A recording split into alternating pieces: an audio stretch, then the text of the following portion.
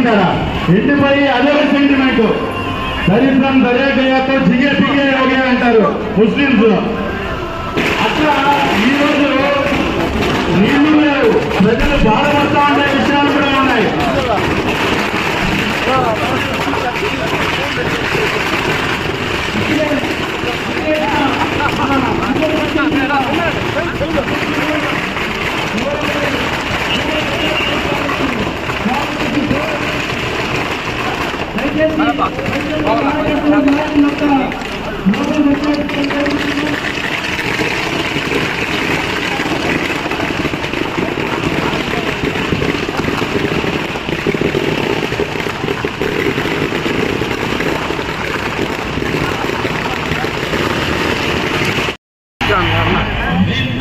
Okay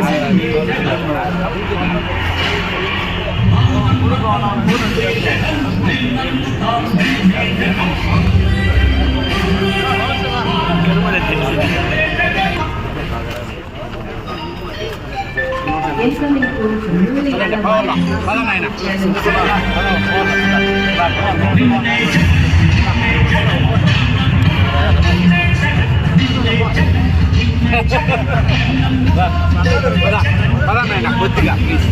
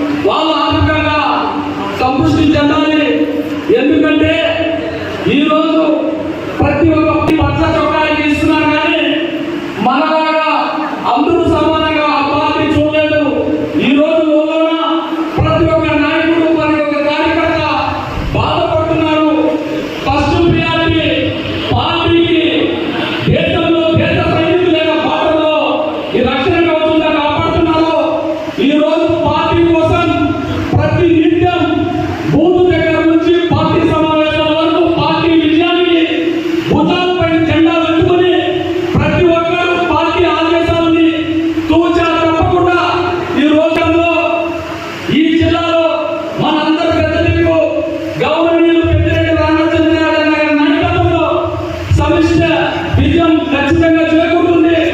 దగ్గరలో ఎప్పుడు ఎన్నికలు వచ్చినా వైఎస్ఆర్ కాంగ్రెస్ పార్టీ ఖచ్చితంగా అధికారంలో చేపడుతుంది. దయవుంచి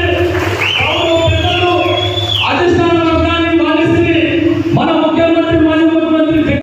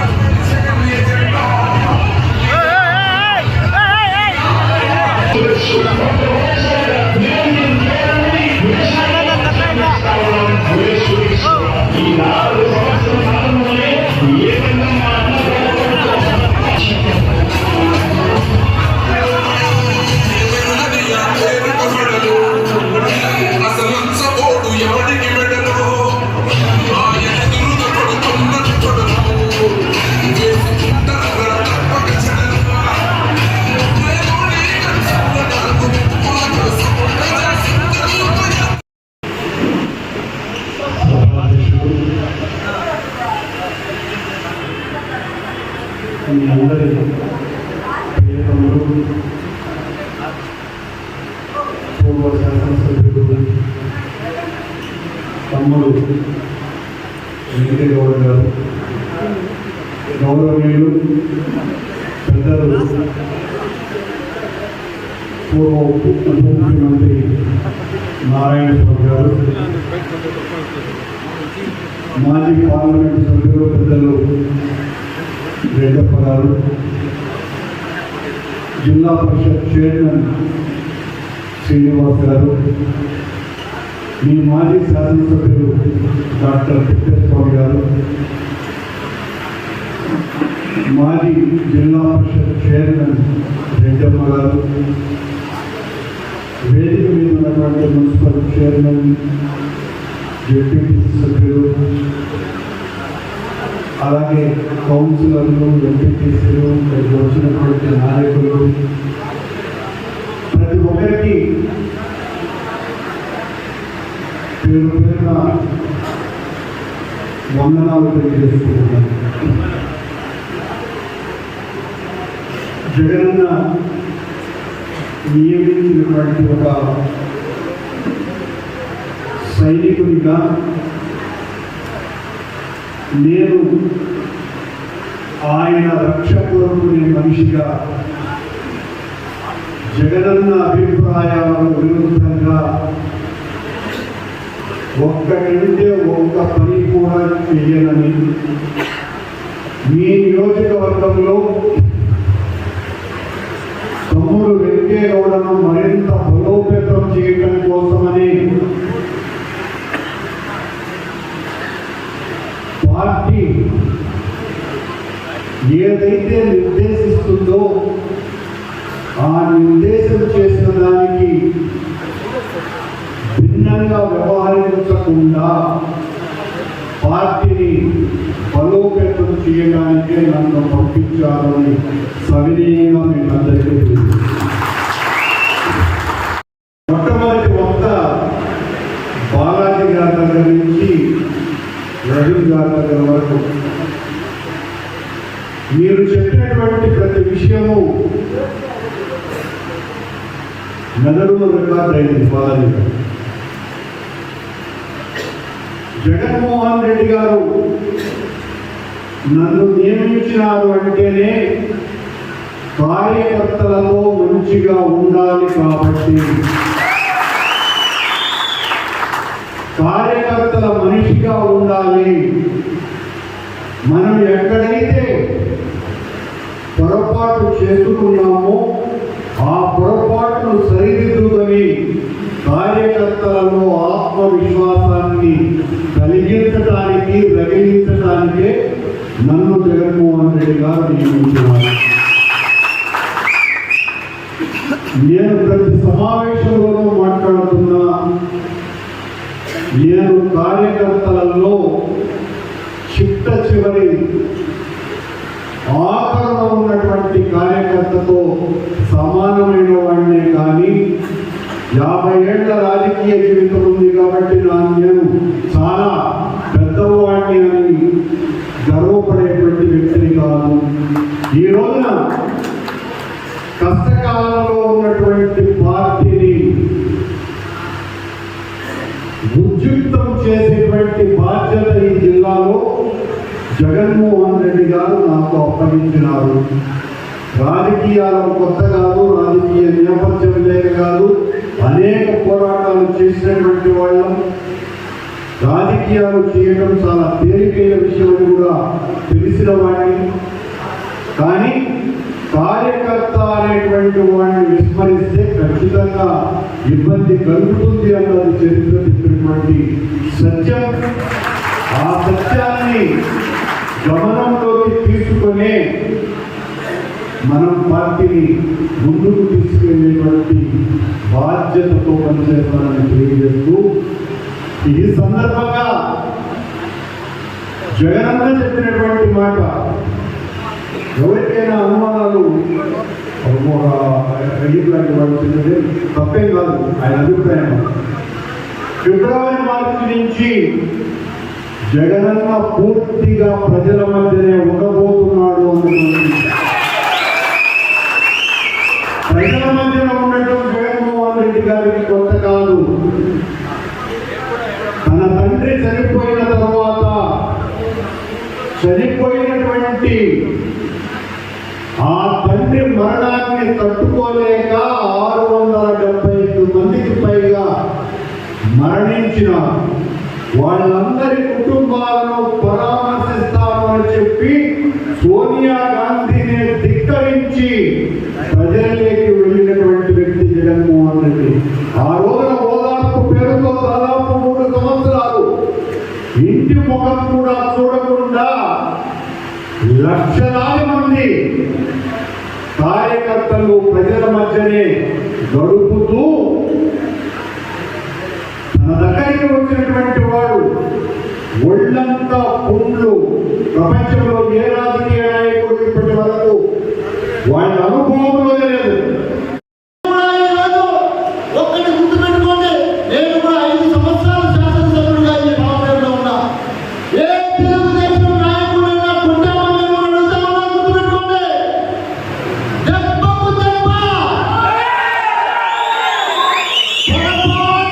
అదృష్టం బాగుండి 2017లో ఎన్నికలు వస్తే ఈ రోజు ఎవరైతే మా కార్యకర్తలు దెబ్బ కొట్టాడో అదే కార్యకర్త నేను వద్దన్నా ఇల్లుడు నాయనా 2 దెబ్బలకి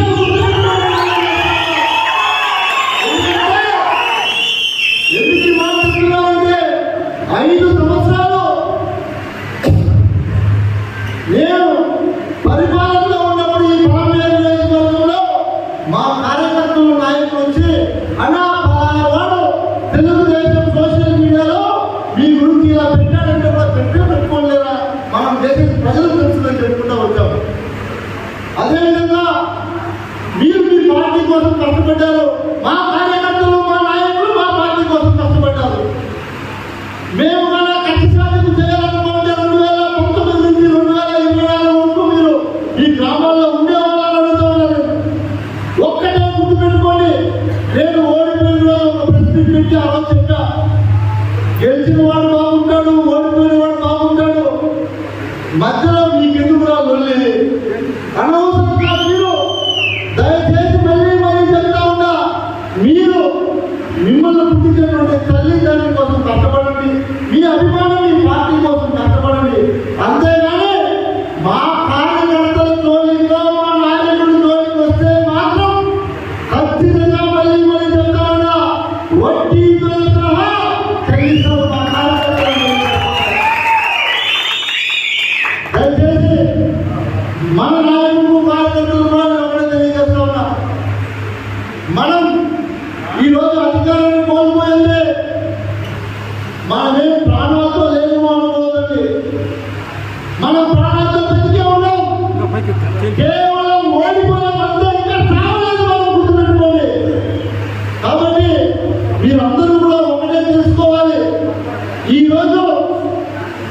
తెలుగుదేశం నాయకులు ఎవరైతే ఆ రోజు ఎన్నికల్లో వచ్చి ఊళ్ళల్లో ఓట్లు అడిగారో ఆ నాయకులు ఈ రోజు ఊళ్ళల్లో తిరిగే పరిస్థితుందా? ఈ 4 నెలలకి అడుగుతాను నేను.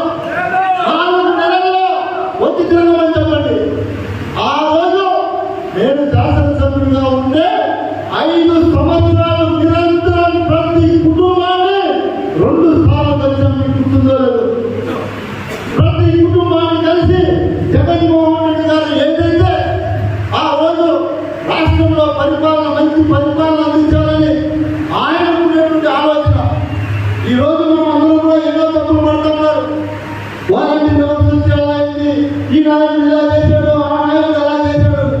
ఒక్కటే గుర్తుపెట్టుకోండి, 2019 ఎన్నికల్లో జగన్మోహన్ రెడ్డి గారు గెలిచిన తర్వాత ఈ రాష్ట్రానికి ముఖ్యమంత్రి అయిన తర్వాత ప్రతి సామాజిక వర్గానికి న్యాయం జరిగిందా లేదా అని అడుగుతూ ఉన్నాయి. ఈరోజు ప్రతి సామాజిక వర్గానికి న్యాయం జరిగింది.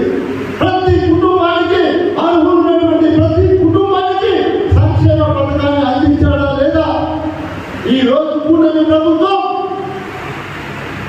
మాది కేంద్రంలో కూడా మేమే అధికారంలో ఉన్నామని చెప్పుకొచ్చే ఈ కూటమి ప్రభుత్వం ఈ 5 నెలల్లో ప్రజలకు ఒకే ఒక్క మంచి పని చేసిందని అడుగుతా ఉన్నారు. ఒక్క మంచి పని.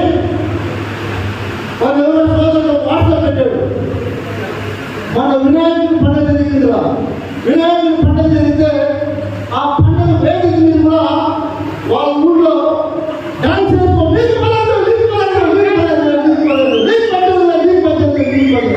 అట్లాంటి మాయ మాటలు చెప్పి మీరు ఈరోజు అధికారం పొందిన తర్వాత ఆ అక్క చెల్లెమ్మల ముసురు ఊరికే పోదు.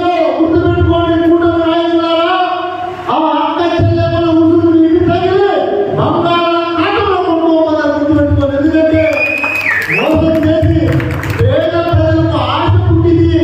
మేము అధికారంలో వస్తే జగన్మోహన్ రెడ్డి గారు అధికారంలో వస్తే నీకు ఒక్క బిడ్డకి అమ్మఒడి ఇస్తాడు, నేను వస్తే తల్లికి 100 ఇస్తాను, ప్రతి బిడ్డకు ఇస్తాను, నీ 4 బిడ్డలైతే నీకు 60,000 ఇస్తానని చెప్పావు. నువ్వు తల్లికి 100 ఇవ్వలేదు, తండ్రికి బుద్ధి మాత్రం గ్యారెంటీగా ఇచ్చావు. గుర్తుపెట్టుకో.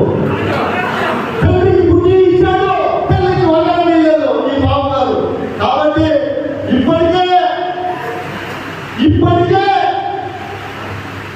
డౌన్ ఫాల్ స్టార్ట్ అయింది. ఈ రాష్ట్రం మొత్తం కూడా సారాయిపోయింది. మీరు గుర్తుపెట్టుకోండి. ఎక్కడైనా సరే మద్యం షాపులు వేయాలి అంటే అక్కడ ఉన్నటువంటి మంత్రులు అడగాలి, వాళ్ళ పర్సెంటేజ్ ఇవ్వాలి, లేదా వాళ్ళ ఎమ్మెల్యేలు అడగాలి, వాళ్ళ పర్సెంటేజ్ ఇవ్వాలి. వాళ్ళన్నీ చేసి ఈరోజు వైన్ షాపులు నడిపించి ప్రజలను మందులాపించే కార్యక్రమంలో ఈ కూటమి ప్రభుత్వం నడుస్తూ ఉంది. దీనివల్ల సమాజ ప్రజలకు ఎక్కడ న్యాయం జరుగుతుందని నేను అడుగుతా ఉన్నా. కాబట్టి మిమ్మల్ని అందరినీ కూడా నేను కోరుకునేది ఒకటే, ఓర్పు సమన్వయంతో మీరందరూ కూడా ఓర్పుగా ఉండండి. ఖచ్చితంగా ఈ కూటమి ప్రభుత్వం 2020లోనే గతి దిగిపోతుంది. ఖచ్చితంగా జగన్మోహన్ రెడ్డి గారు ముఖ్యమంత్రి అవుతారు. చిత్తూరు జిల్లాలో మన అందరి సుపరిచితులు పెద్దలు పెద్దిరెడ్డి రామచంద్రారెడ్డి గారి సహకారంతో చిత్తూరు జిల్లాని మనం తీర్చిదిద్ది చేసి జగనన్నకు గిఫ్ట్గా ఈసారి అందించి మళ్ళీ జగన్మోహన్ రెడ్డి గారు 2027 ముఖ్యమంత్రిని చేసుకుంటాం. జై జగన్మోహన్ రెడ్డి గారు.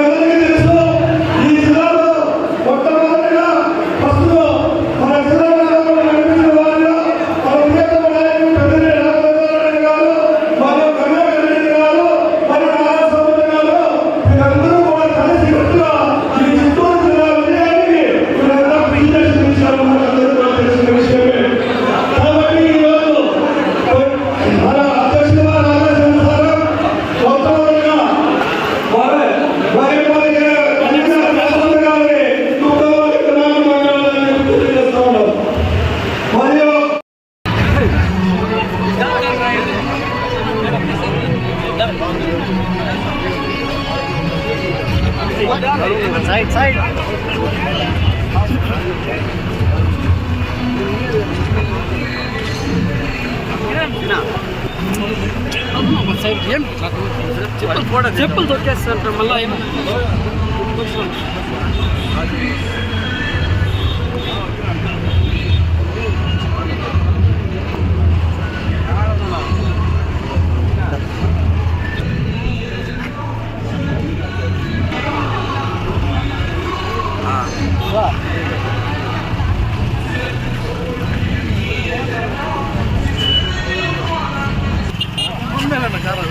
మందే వెరీ